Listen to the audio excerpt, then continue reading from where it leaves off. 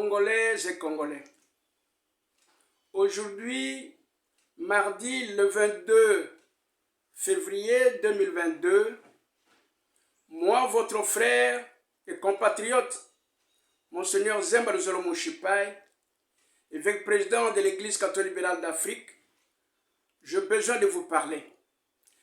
Je vais parler au peuple congolais, je vais parler aux politiciens congolais et je vais parler à la communauté internationale. Bandeko bana mboka.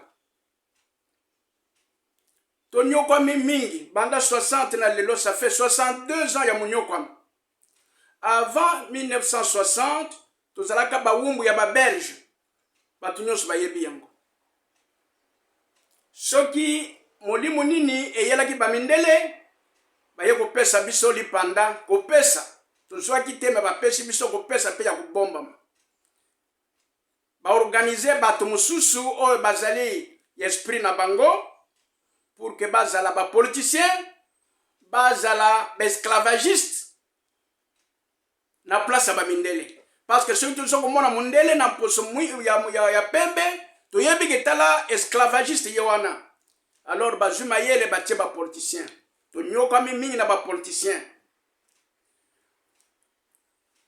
Na bambula uti kuleka awa 18 ans, à peu près 20 ans, tozalaki na mupaya oyo babengi Kanambe alias Kabila. Communauté internationale, ils allaient surtout Union européenne, mutu amemaka ye. Tozana ba vidéo, bango moko balobi, bakende ko manipuler ba Congolais baboma bango. Babomi biso effectivement plus de 12 millions. Bango moko pe na kati ya communauté internationale, basali projet babengi projet Mamping. Na lelo ils ont nan suite. Mais toyebite toujours ce qui esprit nini nzambe akoloba toujours. Mercenaires oyo bamindele bayaki na ye Kanambe alias Kabila, après avoir volé beaucoup d'argent ya pays na biso, parce que toujours komona na ba journaux oyo epesaka ba secret ya bato azana 500 milliards de dollars. Wana ndeo ya bombi na ba banque pour asala la biso guerre. Oh, ils ont un qu'on a yé te l'obate. Alors, à Bengisin de qu'on a biso Félix. Ce qui va y avoir na Félix to yébite. Mais il faut to yéba que Félix a zan de qu'on a biso. Peut to yébi bien que Félix a zan a maboko kukanga. Peut-être les hommes fonctionner à 40%. Mais bon, madame to zala simanaye.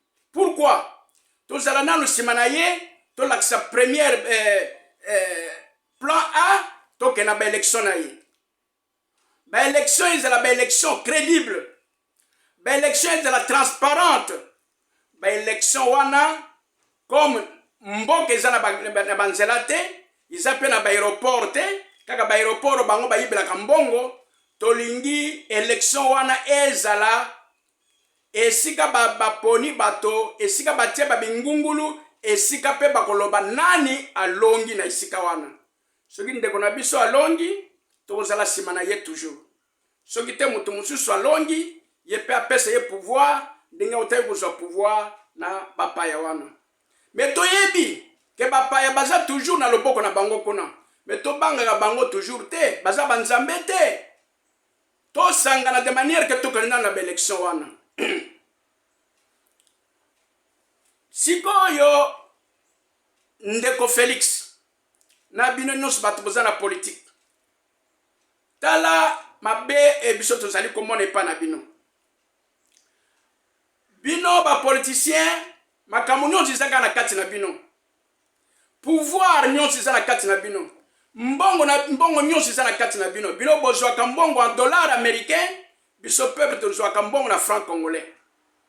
Bino moko monde entier azokomona na réseaux sociaux, ndenge bozo kozaba mbongo na ba bureau na bino ba millions de dollars. Biso peuple toujours kokufa nzala.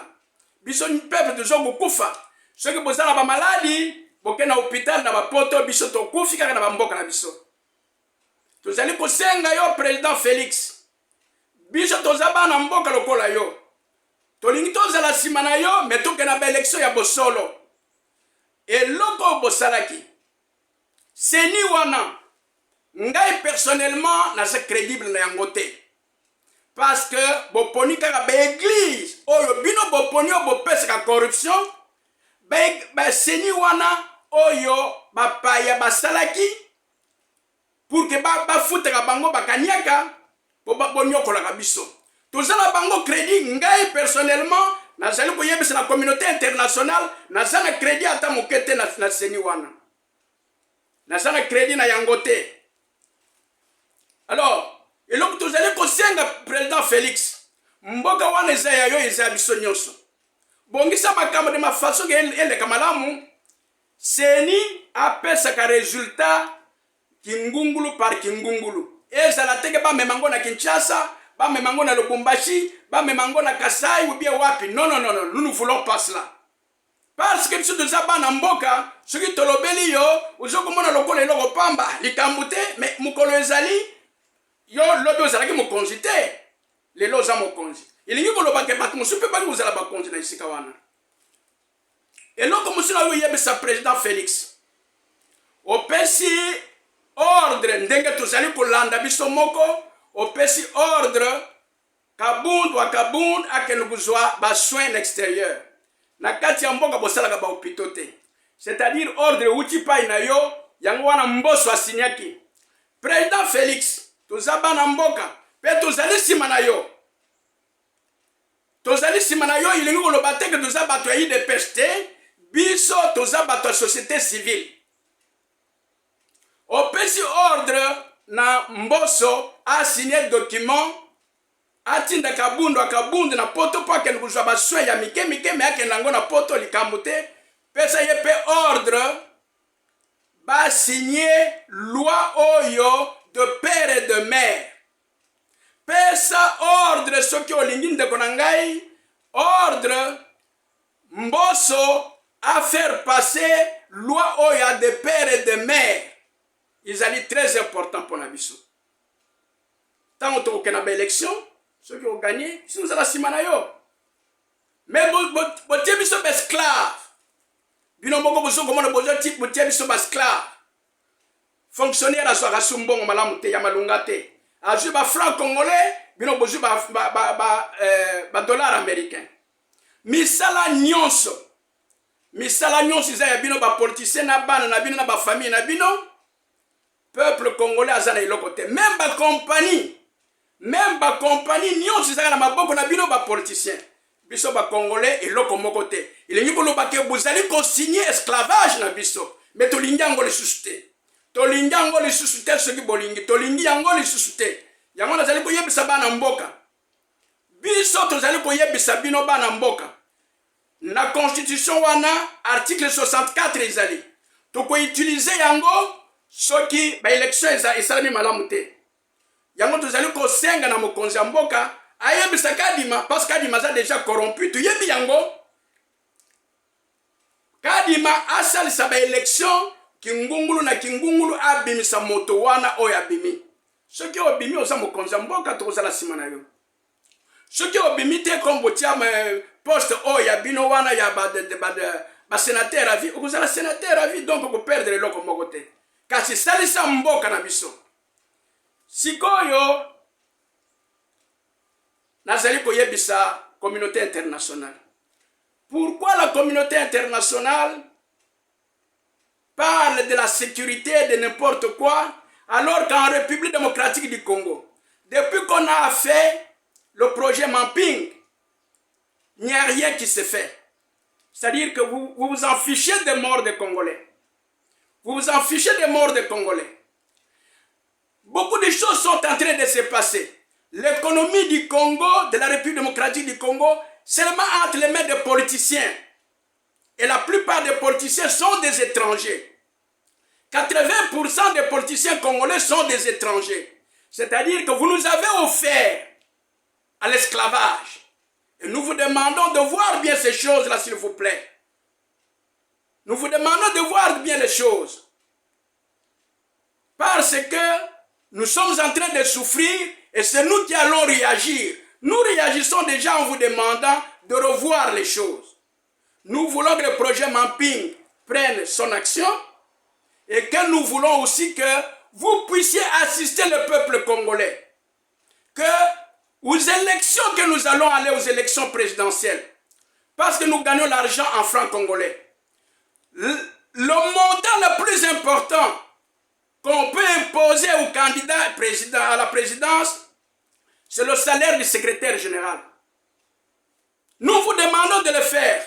Nous avons déjà écrit. Les lettres vont vous arriver. Les lettres vont arriver au bureau du président des États-Unis, des sénateurs américains, des sénateurs européens et de ceux de l'Union africaine, de la SADC et de la CEDEAO. Prenez en compte, à moins que vous acceptiez toujours que vous fassiez de nous des esclaves. Or, l'esclave doit chercher à se libérer. L'esclave cherche à se libérer. Mais nous voulons nous libérer dans le calme. Nous voulons nous libérer dans le calme. Assistez-nous de manière que nous allions aux élections convenablement. Regardez mes chers frères et sœurs. Regardez, vous la communauté internationale. Les politiciens congolais avec leurs enfants, leurs familles, parce qu'ils sont tous là-bas, leurs familles, leurs enfants. Le peuple congolais n'est pas là. Ils gagnent l'argent en dollars américains. Tous les Congolais gagnent en francs congolais avec de petites sommes. Tout le travail au pouvoir, c'est pour les politiciens. Dans des sociétés, c'est seulement les politiciens. Ça signifie que vous nous avez offert à l'esclavage. Est-ce que vous comprenez ce que vous êtes en train de nous faire? Est-ce que vous comprenez ce que les politiciens congolais sont en train de faire à nous, le peuple congolais? Si vous voulez sauver l'Union africaine, Monsieur le Président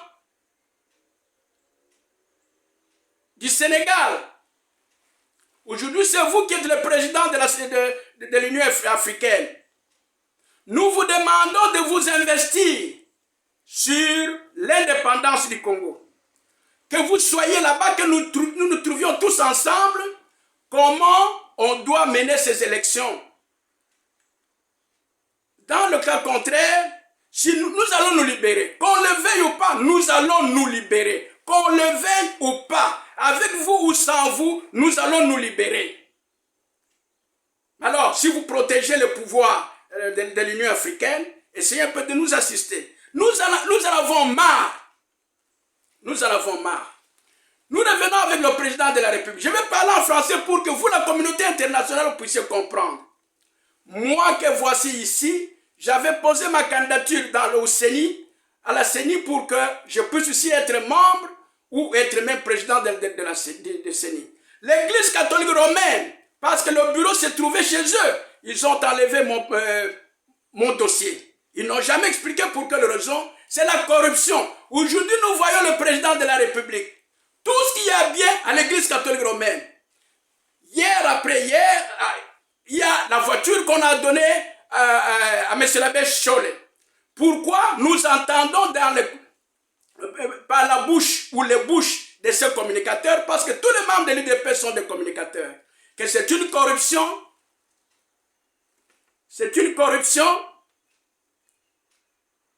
pour que l'Église catholique romaine se taise. Nous entendons, nous comprenons. Et nous entendons que le pouvoir est en train de tout faire pour inviter le pape qu'il vienne en République démocratique du Congo pour qu'il calme les choses. Sachez bien que celui qui veut se libérer doit se libérer. Et nous vous demandons que vous nous assistiez pour que nous puissions nous libérer en douceur. Nous vous demandons que vous nous aidiez à nous libérer en douceur. Ça sera une bonne chose pour nous. Et c'est là où nous comprendrons l'importance d'être dans l'Union africaine, d'être dans le SADC, d'être dans le CEDEAO et d'être dans des communautés, dans des organisations internationales. Je pense que j'ai beaucoup parlé et je vous remercie. Et vous allez recevoir nos lettres. Le chef de l'État américain, le Sénat américain, l'Union européenne et les chefs d'État des pays européens, les pays d'Afrique et l'Union africaine. Vous allez recevoir notre lettre où nous allons vous demander la même chose de ce que nous venons de vous dire. Nous voulons que le Congo se libère. Pendant 62 ans, nous sommes des esclaves des politiciens parce que les politiciens servent les colonisateurs. Nous pensons qu'il est déjà grand temps pour que nous puissions tout faire. Aidez-nous à ce que nous puissions sortir. Si vraiment vous êtes pour la paix dans le monde, sortez-nous. Nous vous remercions. Moi, votre frère, Monseigneur Zemble Zolo Mouchipai, évêque président de l'Église catholique libérale d'Afrique, leader normal, leader national du mouvement socio-politique Congo Télém Espoir du peuple congolais. Merci.